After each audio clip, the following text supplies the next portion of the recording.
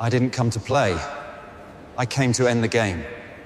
The champagne glass shattered against the marble floor of our penthouse, sending crystal shards across the room like tiny daggers. 20 years of marriage, and my wife Megan was toasting her backup husband right in front of me at our anniversary party. "Oh, come on, Tom," she laughed, her voice carrying that particular pitch it got when she'd had too much wine. "Dylan's just being sweet.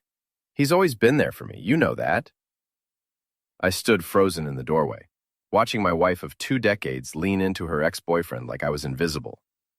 The party buzzed around us, 50 of our closest friends and family, all pretending they hadn't just witnessed what I had. Dylan Martinez, gym owner extraordinaire, had his muscled arm draped around Megan's shoulders while she giggled at something he whispered in her ear. "Tommy boy," Dylan called out, spotting me. "Great party, man. Megan was just telling me how lucky she is to have options." The room went quiet. My mother, standing near the kitchen with a plate of hors d'oeuvres, shot me a look that could have cut glass. My 16-year-old son Ben disappeared into his room without a word. I'm Tom Bradley, 43 years old, and I've spent the last 15 years building a luxury event management company from nothing. I know how to read a room, and this room was telling me my marriage was over. What nobody knew was that I've been reading the signs for months.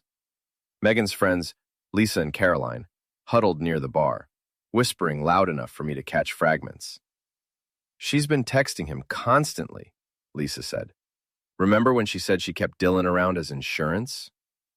Millions nodded. "Smart woman. Tom's sweet, but Dylan's got that body, you know?"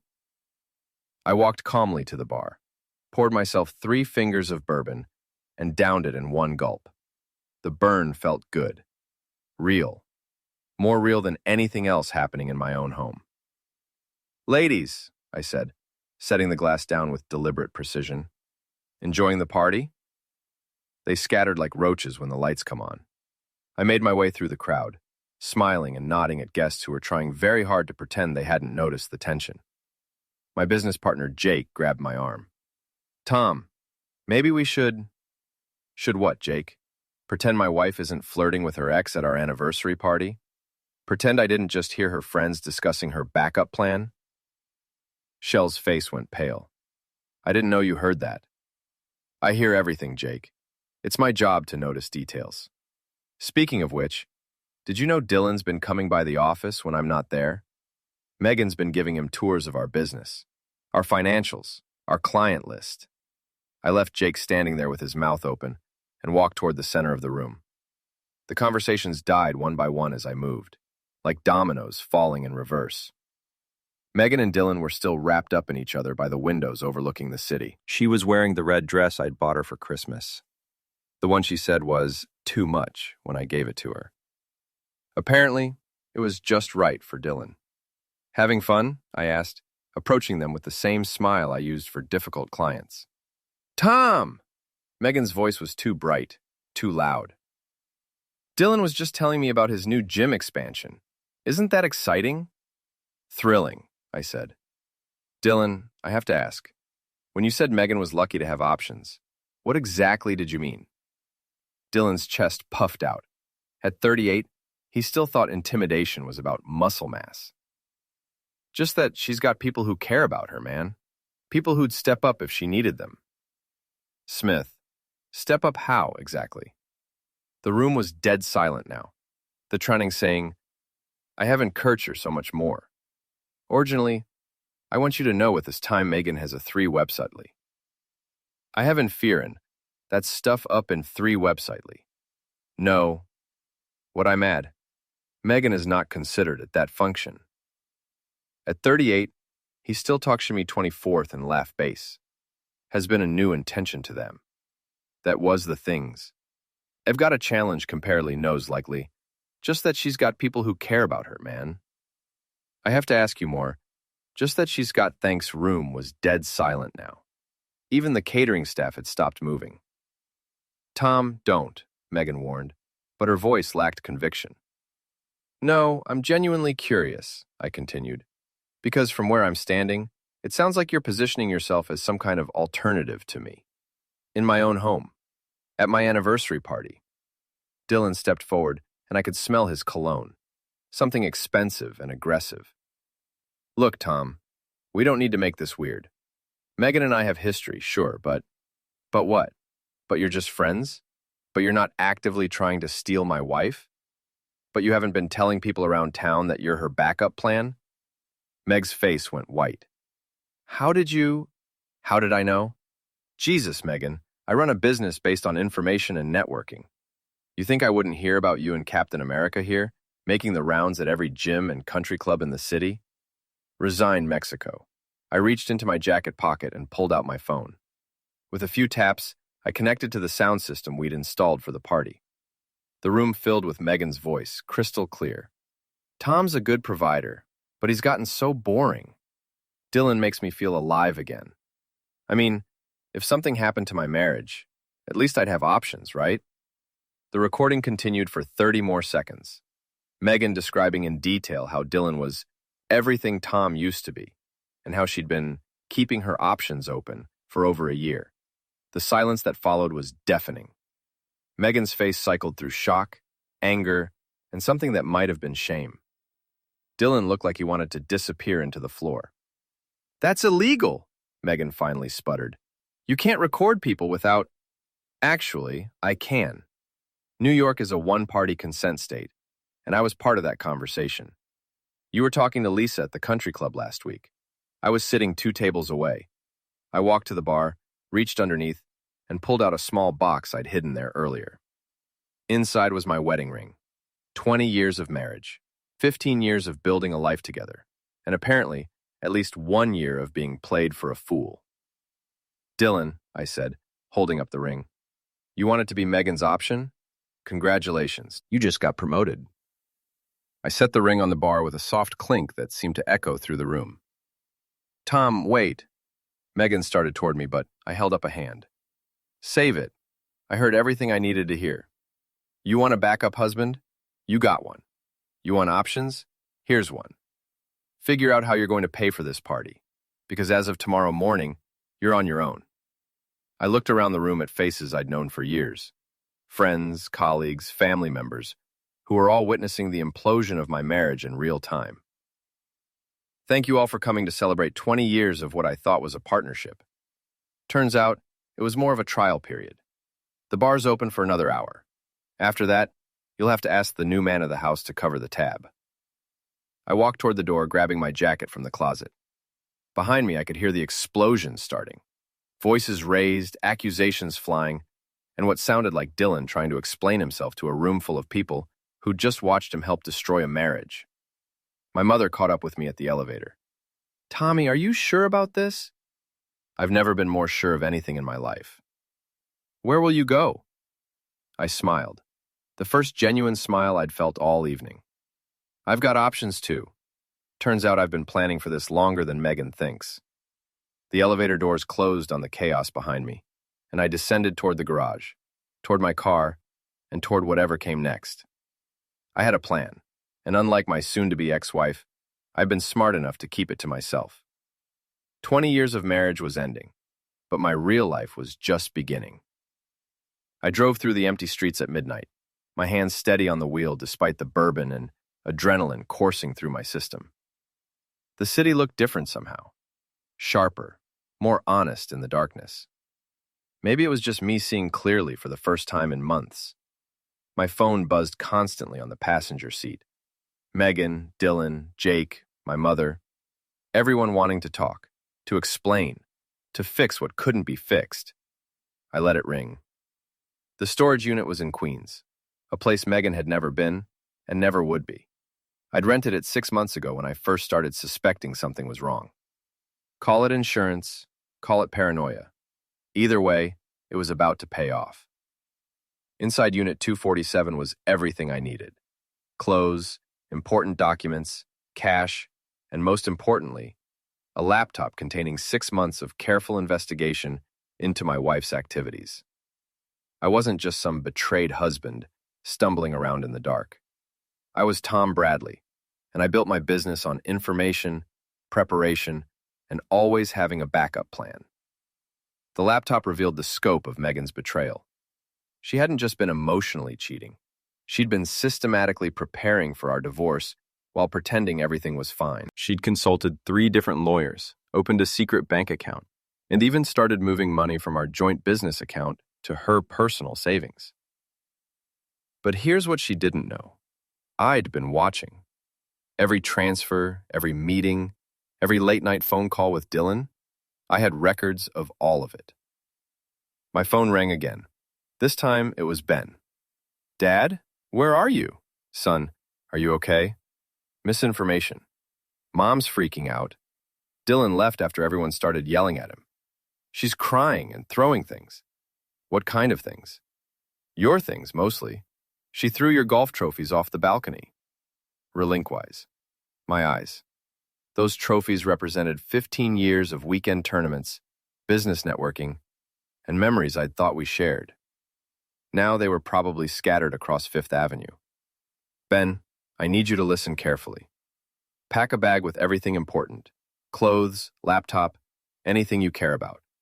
Don't let your mother see you doing it." "Why?"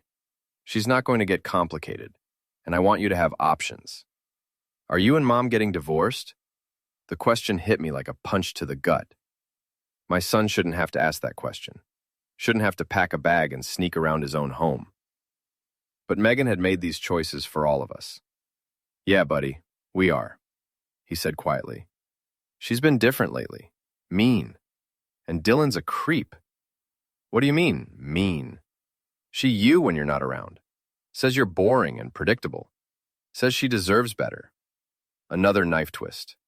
My own son had been watching our marriage die and trying to protect me from it. "Pack that bag, Ben. I'll call you tomorrow." I hung up and stared at the laptop screen. Megan thought she was playing chess while I was playing checkers. She had no idea I'd been planning my own moves. At 6 a.m., I made my first call to Patricia Morrison, the most ruthless divorce attorney in Manhattan. We'd met at a charity gala 2 years ago, and she'd given me her card with a wink and a comment about how she specialized in protecting successful men from expensive mistakes. "Tom Bradley," she said, answering on the first ring. "I wondered when I'd hear from you." "You saw the news?" "Honey, half of Manhattan saw the news. Your little anniversary speech is already on 3 different social media platforms. Backup husband is trending on Twitter." I felt a grim satisfaction. Megan had always been obsessed with her public image, her social media presence, her reputation in our circle. Now, she was famous for all the wrong reasons.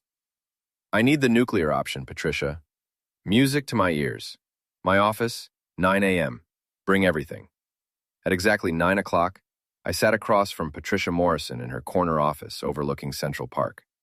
She was 55, silver-haired, and had a reputation for leaving opposing counsel in smoking ruins. "Tell me everything," she said, pouring coffee from a silver service that probably cost more than most people's cars. I laid it out. The affair, the secret bank accounts, the business consultation meetings with Dylan, the recorded conversations. Patricia took notes in precise handwriting, occasionally asking questions that cut straight to the heart of each issue. "She's been planning this for a while," Patricia observed. But she made mistakes. Big ones. Such as, she moved money from business accounts she had access to but didn't own. That's conversion, possibly theft. She shared confidential business information with Dylan without your consent. That's breach of fiduciary duty. And she did it all while living in your apartment, driving your car, and spending your money. Sniper smiled like a shark scenting blood. "She wanted to play games? Let's play games. By the time I'm done, she'll be lucky to get half of what she thinks she deserves."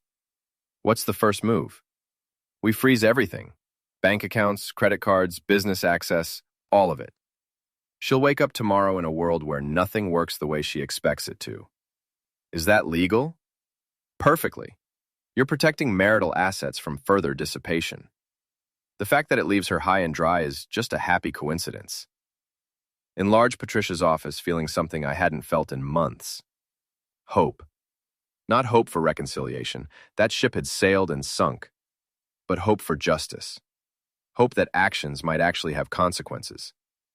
My phone had 17 missed calls from Megan and 4 from Dylan. I deleted them all without listening. At noon, I drove to the penthouse. The doorman, Carlos, gave me a sympathetic nod. "Rough night, Mr. Bradley?" "You could say that, Carlos. I'm just here to get some things."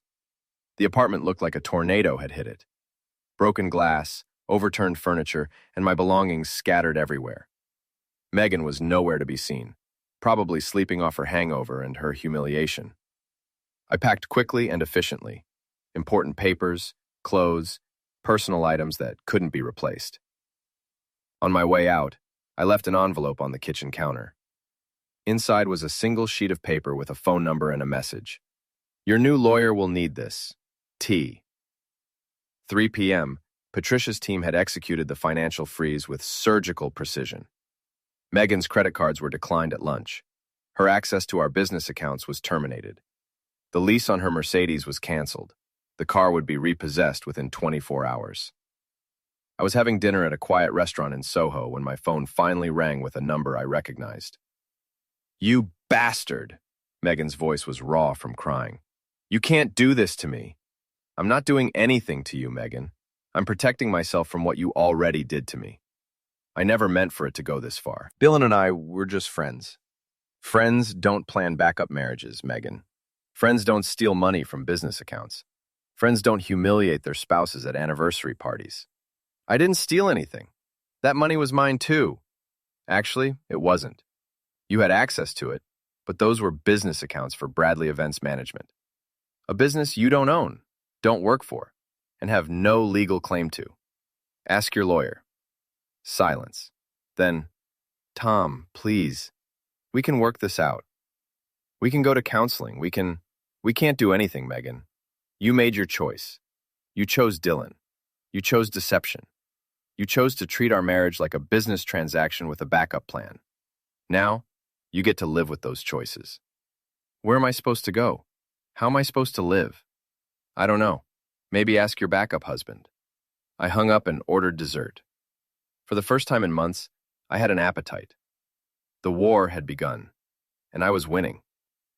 3 days after the anniversary party, I was sitting in my new apartment, a place Megan didn't know existed, when my phone rang. It was Jake, my business partner, and he sounded panicked. "Tom, we need to talk. Now." "What's wrong?" "Dylan's here, at the office. He's demanding to see our client files, saying Megan gave him permission to explore a partnership with us." I set down my coffee and smiled. "Put him on speaker, Jake. I'll be right there." The Bradley Events Management office occupied the top floor of a converted warehouse in Tribeca.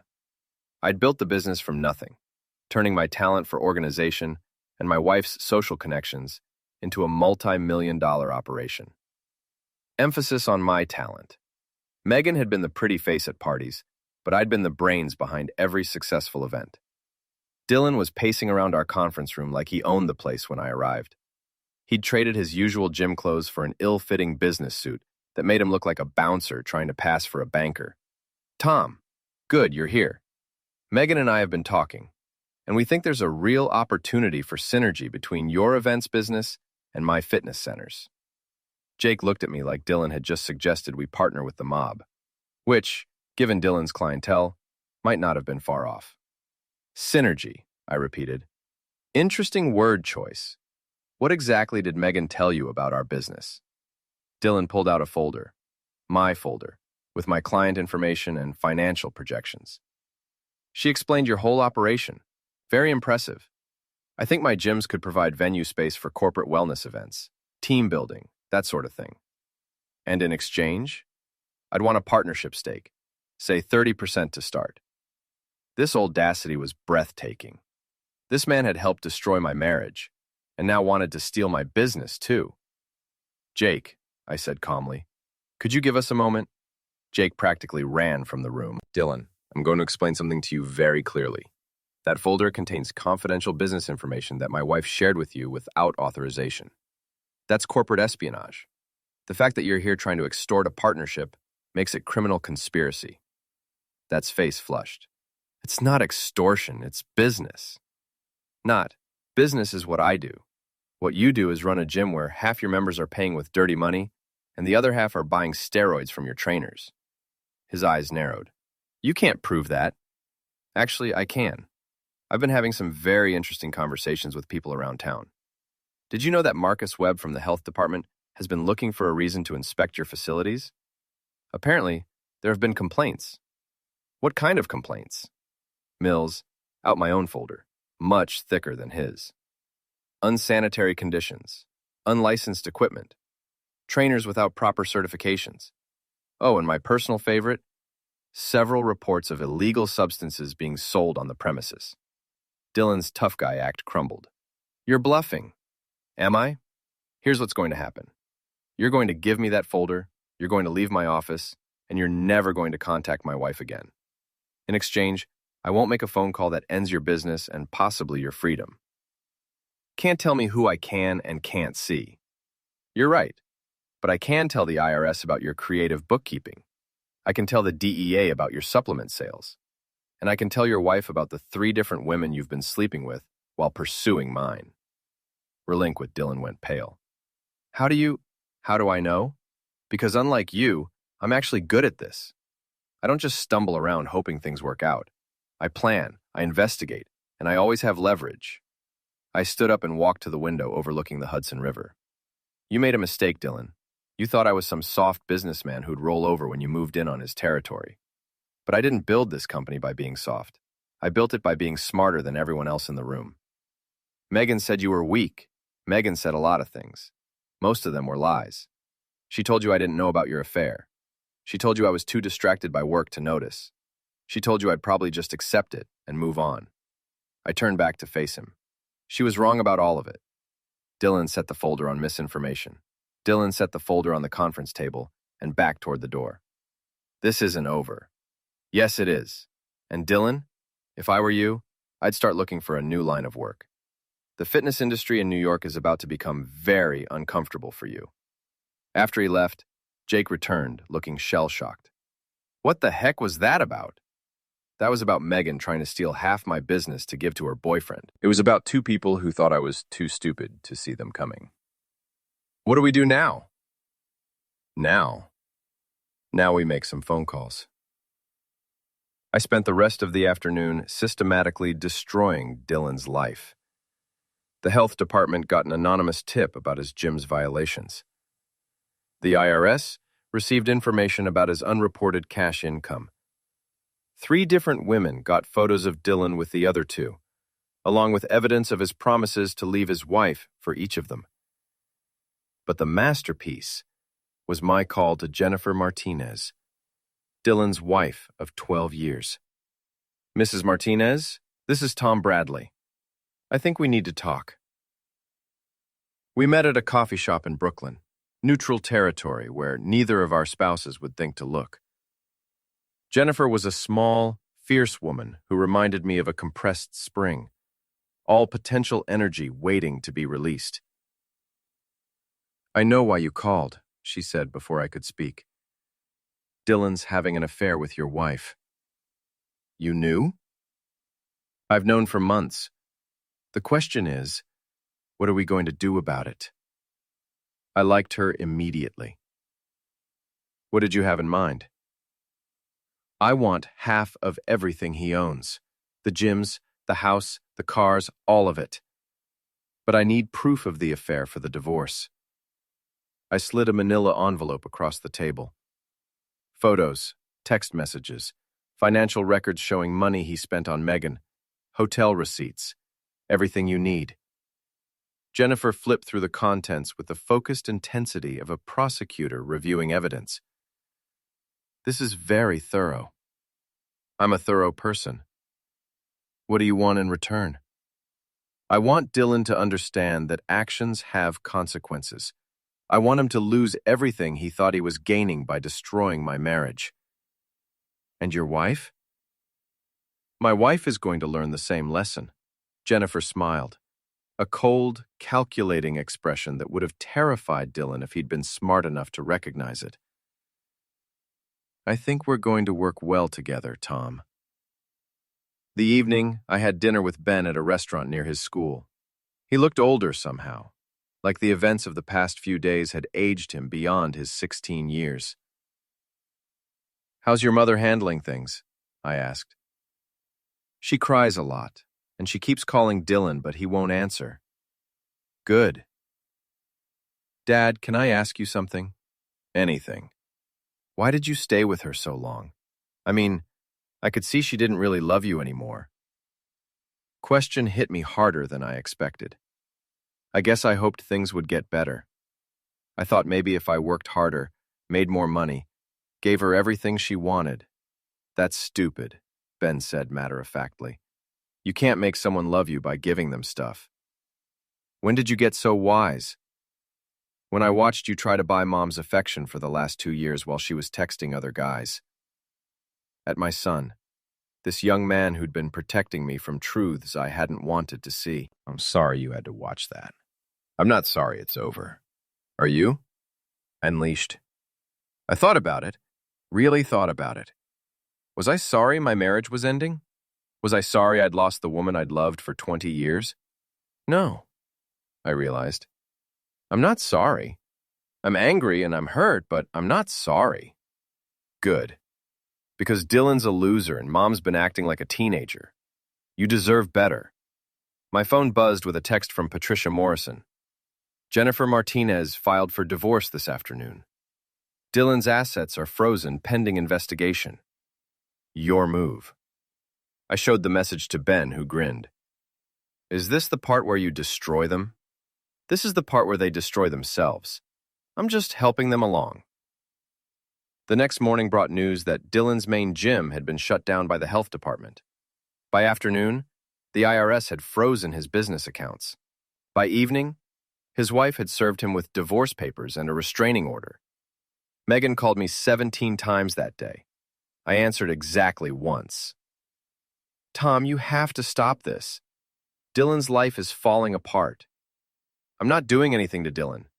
His own choices are catching up with him. His wife threw him out. He has nowhere to go. He should have thought about that before he decided to steal other people's wives. Where am I supposed to live? The lease on the penthouse was in your name. They're evicting me. That sounds like a problem for your backup husband. He can't help me now. His accounts are frozen. Then I guess you'll have to figure something else out. You're a smart woman, Megan. You'll think of something. I slamming and poured myself a scotch. Outside my new apartment window, the city sparkled with possibilities. For the first time in years, I felt free. The war wasn't over yet, but I was winning every battle. 2 weeks later, I was reviewing contracts in my office when Jake burst through the door, looking like he'd seen a ghost. Tom, we have a problem. Megan's here and she's not alone. Through the glass partition, I could see my soon-to-be ex-wife standing in our reception area with a man in an expensive suit. She looked different, thinner, harder, with the desperate edge of someone who'd run out of options. Who's the suit? I asked. Says he's her lawyer, David Kellerman from Kellerman and Associates. I knew the name. Kellerman was a bottom feeder who specialized in high-conflict divorces and media manipulation. If Megan had hired him, she was planning something nasty. Send them in. Megan entered my office like she was walking into battle. Gone was the confident woman who'd humiliated me at our anniversary party. This version was cornered, dangerous, and had nothing left to lose. Hello, Tom. Megan. Mr. Kellerman. Kellerman was exactly what I'd expected. Slick, aggressive, and probably charging Megan money she didn't have. He set a briefcase on my conference table and pulled out a thick folder. Mr. Bradley, my client has a proposition for you. I'm listening. Megan spoke up, her voice tight with controlled fury. I want half of everything. The business, the properties, the investments, all of it. In exchange, I'll keep quiet about certain irregularities in your business practices. Relieved. I leaned back in my chair and smiled. What irregularities would those be? Misunderstand Kellerman opened his folder and spread out documents across the table. Unreported cash payments from clients. Kickbacks from vendors. Tax avoidance schemes involving offshore accounts. I examined the papers with growing amusement. They were good forgeries, professional quality. Someone had spent serious money creating fake evidence of financial crimes. Interesting, I said. Where did you get these? That's not important. Megan snapped. What's important is that the IRS would be very interested in seeing them. I'm sure they would. There's just one problem. What's that? The documents are complete fabrications, and creating false evidence to support extortion demands is a federal crime. Kellerman shifted uncomfortably. My client obtained these documents through legitimate means. Your client obtained these documents from Dylan Martinez, who had them created by a forger named Rico Santos. Rico's been very cooperative with the FBI since they arrested him last week for counterfeiting government bonds. The color drained from Megan's face. You're lying. I pressed a button on my said, I still created. That the Metro expensed Rico Santos. The last week with generally their crimes from these. I find them time and two favorite pressed a button on my desk phone. Jake, could you ask Agent Morrison to come in, please? The door opened and a tall woman in a dark suit entered. She wasn't my lawyer, Patricia Morrison. This was FBI Special Agent Sarah Morrison, Patricia's younger sister, and the federal prosecutor I'd been working with for the past week. Agent Morrison, I said, I believe you wanted to speak with Mrs. Bradley and Mr. Kellerman about the forged documents. Kellerman was already packing his briefcase. I had no knowledge that these documents were fraudulent. My client assured me, Your client lied to you, Agent Morrison said calmly. Just like she lied to her husband, her son, and everyone else in her life. Megan looked trapped, desperate. Tom, please, I never meant for it to go this far. Yes, you did. You planned all of this. The affair, the financial manipulation, the business espionage, and now the extortion attempt. You just didn't plan on getting caught. What do you want from me? I stood up, walked to the window. Central Park stretched out below us, green and peaceful in the afternoon sun. I want you to sign the divorce papers Patricia sent you. I want you to accept the settlement offer, which, by the way, is more generous than you deserve. And I want you to disappear from my life. And if I don't? Manslaughter answered that question. If you don't, you'll be charged with extortion, conspiracy to commit fraud, and about 6 other federal crimes. You'll be looking at 10 to 15 years in federal prison. Kellerman was edging toward the door. Mrs. Bradley, I think you need new representation, someone who specializes in criminal defense. After they left, Agent Morrison and I sat in comfortable silence for a few minutes. Think she'll take the deal? She asked. She doesn't have a choice. Megan's many things, but she's not stupid enough to go to prison for Dylan Martinez. Speaking of Dylan, his wife's divorce was finalized yesterday. She got everything. The gyms, the house, even his precious Mustang. Good for her. There's something else. We found evidence that Dylan was planning to disappear once he got his hands on your business assets. He had a fake passport, offshore accounts, the whole setup. Texting. I wasn't surprised. Dylan had always struck me as the type to run when things got difficult. Where is he now? Staying at a motel in Queens. His wife, his girlfriend, and his business are all gone. He's basically living on whatever cash he had in his wallet when everything fell apart. The evening, I took Ben to dinner at our favorite steakhouse. He'd been staying with my mother since the anniversary party, but we'd been spending time together every day. So, what happens now? He asked over dessert. Now your mother signs the divorce papers. We finalize the settlement, and we move on with our lives. What about Dylan? Dylan's not our problem anymore. He made his choices, and now he gets to live with the consequences. Do you think Mom learned her lesson? I shall consider the question. Had Megan learned anything from this disaster, or was she just sorry she got caught? I think your mother learned that actions have consequences. Whether that changes her behavior in the future is up to her. I want to live with you. Are you sure? It means changing schools, leaving your friends. Dad, my friends saw the video of the anniversary party. Half of them think it's hilarious, and the other half feel sorry for me. Either way, I can't stay here. The video. In all the chaos, I'd almost forgotten that someone had recorded my confrontation with Megan and Dylan. It had gone viral on social media, turning my personal humiliation into public entertainment. "We'll figure it out," I promised. My phone buzzed with a text from Patricia Morrison. "Megan signed everything. It's over." I showed the message to Ben, who raised his water glass in a mock toast. To new beginnings. To new beginnings. But even as we celebrated, I knew it wasn't really over. Megan would sign the papers and take her settlement, but she'd never forgive me for winning. Dylan would disappear into whatever hole men like him crawl into when their schemes collapse, but he'd always blame me for his downfall. I'd won the war, but victory came with a price. My marriage was over, my son's childhood was disrupted, and I'd had to become someone harder and more ruthless than I'd ever wanted to be. Still, as I watched Ben laugh at something on his phone, I knew I'd made the right choices. Sometimes protecting the people you love means destroying the people who threaten them. Sometimes winning means being willing to lose everything else. 6 months after the anniversary party that ended my marriage, I stood on the balcony of my new penthouse, bigger and better than the one I'd shared with Megan, watching the sunrise over Manhattan. The city looked clean and full of possibilities, the way it always did in the early morning, before the complications of human ambition took over. My phone rang. Patricia Morrison. "Tom, we have a situation. Megan's violated the restraining order." Allah, I wasn't surprised. The divorce had been finalized 3 months ago, with Megan receiving a settlement that would have been generous if she hadn't tried to destroy me first. The restraining order prohibited her from contacting me, Ben, or anyone associated with my business. What did she do?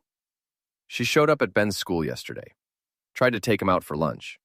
When he refused, she made a scene in the principal's office. My grip tightened on the phone. Ben was thriving in his new school, making friends, getting good grades, and slowly recovering from the trauma of watching his parents' marriage implode in public. The last thing he needed was Megan's chaos disrupting his progress. Where is she now? That's the interesting part. She's been living with Dylan. I thought Dylan disappeared. He did, for a while. Apparently, he's been working at a gym in New Jersey under a fake name. Megan tracked him down about a month ago. The irony was perfect. Megan had destroyed her marriage for a man who'd abandoned her the moment things got difficult, then crawled back to him when she had nowhere else to go. "What do you want me to do about the restraining order violation?" "That's up to you. We could have her arrested, but given that she's Ben's mother, let me talk to Ben first." I had the kitchen, making breakfast and getting ready for school. At 17, he'd grown 3 inches and gained 20 pounds of muscle. He looked more like a man than the boy who'd hidden in his room during the anniversary party. "Your mother tried to see you yesterday." Ben didn't look up from his eggs. "I know. She was crying and saying she missed me." "How do you feel about that?" "I feel like she should have thought about missing me before she decided to blow up our family for some gym rat." The bitterness in his voice broke my heart. I'd tried to shield Ben from the worst details of the divorce, but he wasn't stupid. He'd figured out that his mother had chosen Dylan over her own family. "She's still your mother, Ben." "No, she's the woman who gave birth to me." A mother is someone who puts her children first. She put herself first, then Dylan, then her image, then maybe me somewhere down the list. "Do you want me to have her arrested for violating the restraining order?" Ben considered this while buttering his toast. "Will it stop her from bothering us?" "Probably." "Then do it." That afternoon, I was in my office reviewing proposals when Jake burst in with news that would change everything. "Tom, you need to see this. Channel 7 is running a story about Dylan's gym." On the conference room TV, a reporter stood outside a rundown fitness center in Newark. The headline read, "Former NYC gym owner arrested in steroid distribution ring." Dylan Martinez, who once operated several upscale fitness centers in Manhattan, was arrested this morning along with 12 associates in what federal prosecutors are calling one of the largest steroid distribution operations in the tri-state area. The story detailed a 2-year investigation that had uncovered millions of dollars in illegal pill sales, money laundering, and connections to organized crime. Dylan's face appeared on screen, a mugshot that showed a man who'd aged 10 years and 6 months. The investigation began, the reporter continued, after anonymous tips led federal agents to Martinez's former Manhattan locations. Prosecutors say the operation continued even after Martinez was forced to close his New York gyms due to health violations and tax issues. I turned off the TV and sat in stunned silence. I'd known Dylan was selling steroids, but this was bigger than I'd imagined. The anonymous tips that started the investigation, those had come from me, months ago, when I was just trying to cause him trouble. My phone rang. It was Agent Morrison. "Tom, I assume you've seen the news. I just watched it. How bad is this going to get?" "For Dylan? He's looking at 25 to life under federal pills trafficking statutes. For your ex-wife? That depends." "What do you mean?" "Megan's been living with Dylan for the past month. She was in the apartment when we executed the search warrant this morning. We found her fingerprints on packaging materials, her name on bank deposits, and surveillance footage of her making deliveries." The room spun around me. "Are you saying Megan's involved in pills trafficking?" "I'm saying she was living with and working for a major pills dealer. Whether she knew the full scope of the operation is something we'll have to determine." Hung up, I sat alone in my office trying to process what I'd just learned. Megan, the woman I'd married, the mother of my son, the person I'd shared 20 years of my life with, was potentially facing decades in federal prison. I should have felt vindicated. This was the ultimate proof that I'd been right about her character, right to divorce her, right to protect Ben from her influence. Instead, I felt hollow. My phone buzzed with a text from an unknown number. "Tom, please help me. They're saying I'm a pills dealer. I never knew what Dylan was really doing. Please. M." I stared at the message for a long time. Part of me wanted to delete it, to let Megan face the consequences of her choices alone. But another part, the part that had loved her for 20 years, that remembered the woman she'd been before ambition and dissatisfaction had poisoned her, couldn't ignore her plea. I called Patricia Morrison. "I need you to recommend a criminal defense attorney for Megan. Are you sure about this? After everything she's done to you?" "She's Ben's mother, and despite everything, I don't want to see her spend the rest of her life in prison for Dylan's crimes. This is going to cost you a fortune. I can afford it." I broke the news to Ben over dinner.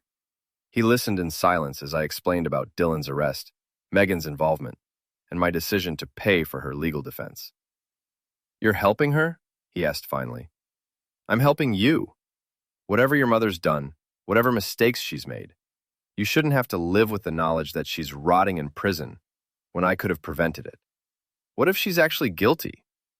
Then she'll go to prison anyway, but at least she'll have had competent representation." Ben nodded slowly. "You're a better person than I am, Dad. I hope she rots." The next few weeks were a whirlwind of legal maneuvering, media attention, and federal investigations. Megan's lawyer, the best criminal defense attorney money could buy, managed to negotiate a plea deal. In exchange for her testimony against Dylan and his associates, she would serve 2 years in minimum security prison and forfeit any money she'd received from the pills operation.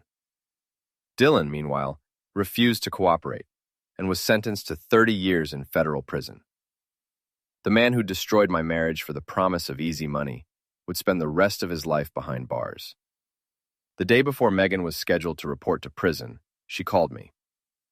"Tom, I need to see you, please." We met at a coffee shop in Queens, neutral territory where neither of us had any history. Megan looked terrible, thin, hollow-eyed, and wearing clothes that hung loose on her diminished frame. "Thank you," she said without preamble, "for the lawyer, for the plea deal, for everything." "You don't need to thank me. I did it for Ben." "I know, but still." She wrapped her hands around her coffee cup like she was trying to warm herself. "I want you to know that I never meant for any of this to happen." "Which part? The affair? The extortion attempt? The pills trafficking?" "All of it. I was so unhappy, Tom. I felt trapped, invisible, like I was disappearing into your shadow. So you decided to have an affair. I decided to feel alive again. Dylan made me feel young, desired, important. It was stupid and selfish, but it felt good. And when that wasn't enough, you decided to steal my business. I was scared. I knew you'd leave me eventually. You were already pulling away, working all the time, treating me like an employee instead of a wife. I thought if I had some financial security, some independence, you thought you'd destroy me first. Mercury started crying. Not the manipulative tears I'd seen so often during our marriage, but genuine grief for everything she'd lost. I destroyed myself, Tom. I destroyed our family, our son's childhood, everything we built together. And for what? For Dylan Martinez, who turned out to be a criminal and a coward. Why did you stay with him after everything fell apart? Because I had nowhere else to go. Because I was ashamed to admit that you were right about him. Because I thought, maybe if I stuck by him, it would prove that leaving you was worth something. And now? Now I'm going to prison. My son won't speak to me. And the man I destroyed my marriage for is going to die behind bars. I'd say I learned my lesson, but it's a little late for that. Eating for a while. Two people who'd once loved each other trying to find meaning in the wreckage of their shared life. Will you tell Ben that I love him? Megan asked finally. Tell him yourself when you get out. He'll never forgive me. He might. Ben's got a good heart. He gets that from both of us. But it'll take time, and you'll have to earn it. What about you? Is there any chance? No, Megan, there's not. Too much has happened. Too much trust has been broken. But I don't hate you. I feel sorry for you. That's almost worse than hate. Maybe, but it's honest. I left Megan sitting in that coffee shop, staring into her empty cup and contemplating 2 years of imprisonment, followed by a lifetime of consequences. I felt no satisfaction in her downfall, no sense of victory or vindication. She'd gotten exactly what she'd chosen, and it turned out to be nothing at all. Epilogue. The end. 2 years later, I stood in the same penthouse where this story began, preparing for another party. This one was different. A celebration of Bradley Events Management's acquisition of our biggest competitor, making us the premier luxury event company on the East Coast. Ben, now 19 and a sophomore at Columbia, helped me arrange chairs on the terrace. He'd grown into a confident young man, with his mother's charm and, I hoped, his father's integrity. Think she'll show up? He asked, not needing to specify who he meant. Megan had been released from prison 3 months ago. She'd served her full sentence without incident, earning a degree in social work through a prison education program. We'd exchanged a few brief emails about practical matters, but hadn't seen each other face to face.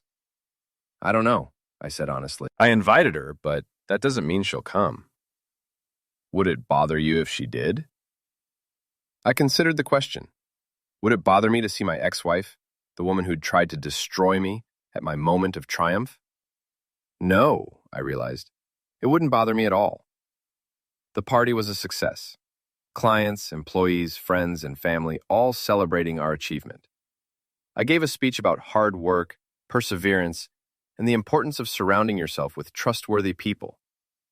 The irony wasn't lost on me. Around 10 o'clock as the party was winding down, I saw her. Megan stood at the edge of the terrace, wearing a simple black dress, and looking older but somehow more substantial than the hollow woman I'd said goodbye to 2 years ago. She approached me cautiously, like someone who wasn't sure of her welcome. Congratulations, she said simply. Thank you. I wasn't sure you'd come. I almost didn't, but I wanted to see you succeed. I wanted to see what you built after I tried to tear it down. We stood side by side, looking out over the city lights. The silence between us wasn't uncomfortable. It was the silence of two people who'd shared a life, destroyed it, and somehow survived. I saw Ben earlier, Megan said. He looks good, happy. Relinquith. He is happy. It took some time, but he's doing well. He barely spoke to me. He's still angry, but he's working on it. We both are. I'm proud of him, of both of you. I turned to look at her. Prison had changed Megan in ways I hadn't expected. The desperate, grasping woman who'd tried to extort me was gone, replaced by someone who seemed more grounded, more real. "What are you doing now?" I asked. "I'm working at a halfway house in Brooklyn, helping women transition back into society after incarceration. It doesn't pay much, but it's meaningful work." Restless. "That's good. You always did your best work when you were helping people." But Tom, need to say something. "I need you to know that I understand what I did to you, to Ben, to our family. I understand that I threw away something precious for something worthless. And I'm sorry. I know you are. Do you forgive me?" I thought about forgiveness, what it meant, what it required, what it offered in return. Did I forgive the woman who'd betrayed me, humiliated me, and tried to destroy everything I'd worked for? "I forgive you, Megan, not because you deserve it, but because holding on to anger was poisoning me. I forgive you so I can move on completely." She nodded, tears in her eyes. "Thank you," slamming. "What about Dylan? Do you ever think about him?" "Every day. Not because I miss him, but because I want to remember how stupid I was. How easily I threw away a good life for the promise of excitement." Shielding. "He got what he deserved. We all got what we deserved, Tom. The difference is, you deserve success and happiness. I deserved consequences." Last guests left and the caterers cleaned up. Megan prepared to leave too. "Will I see you again?" she asked. "Probably. Ben's graduation, maybe his wedding someday. We'll always be connected through him." "And us? Is there any chance we could be friends?" I considered this. Could I be friends with the woman who'd been my wife, my enemy, and now something else entirely? "Maybe," I said. "Someday. When enough time has passed and enough healing has happened. Maybe we can be friends." She smiled. The first genuine smile I'd seen from her in years. I'd like that. After she left, I stood alone on the terrace where my marriage had ended and my new life had begun. The city sparkled below me, full of stories of triumph and failure, love and betrayal, second chances and final judgments. I'd won. I'd protected my son, saved my business, and built something better from the ruins of my old life. Megan had lost everything: her marriage, her freedom, her son's respect, and was slowly trying to rebuild from nothing. Dylan had lost most of all. He would die in prison, forgotten by everyone except as a cautionary tale about greed and stupidity. Justice had been served, but it felt less satisfying than I'd expected. Victory, I'd learned, was not the same thing as happiness. Revenge was not the same thing as healing. But standing there in the cool night air, surrounded by the evidence of everything I'd accomplished, I felt something I hadn't felt in years. Peace. The war was over. I'd won. And now, finally, I could begin to live again. Ben appeared beside me, carrying 2 glasses of champagne. "So," he said, raising his glass, "what's next?" I looked at my son, this young man who'd survived his parents' divorce, his mother's imprisonment, and his own anger to become someone I was proud to call family. "Next," I said, "we live well. We build something worth having. We treat people with respect, and we never forget that actions have consequences." Sounds like a plan. We clinked glasses and drank to the future, uncertain but full of possibility, built on the ashes of the past, but not imprisoned by it. The city lights twinkled below us like stars, and somewhere in those lights, Megan was starting over, with nothing but the hard-earned wisdom that comes from losing everything. Dylan was in a cell, counting the years until death would release him from the consequences of his choices. And I was here, successful and free, with my son beside me, and the whole world spread out before us. Sometimes the good guys win. Sometimes justice is served. Sometimes the people who try to destroy you end up destroying themselves instead. Sometimes, if you're very lucky and very careful, you get to watch it happen from the penthouse.